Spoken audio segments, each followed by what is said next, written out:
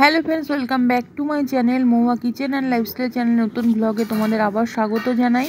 তো আমি অফিস থেকে বাড়ি আসলাম, এসে ফ্রেশ হয়ে তারপরে দুধ চা আর আলুর চপ খেলাম। তারপরে খাওয়া দাওয়ার পরে রাতে ডিনারের জন্য রান্না হচ্ছে মিক্স রাইস আর হচ্ছে চিকেন চাপ। তো তারপরে ডিনারে মিক্স রাইস আর চিকেন চাপ খেয়ে নিলাম। তো তোমাদের সাথে এই ভিডিওটি শেয়ার করলাম। যদি ভালো লাগে তাহলে অবশ্যই লাইক, কমেন্ট, সাবস্ক্রাইব করো এবং আমার পাশে থেকো। তো তোমাদের কার কার ভালো লাগে মিক্স রাইস আর চিকেন চাপ খেতে, তো কমেন্টে জানিও।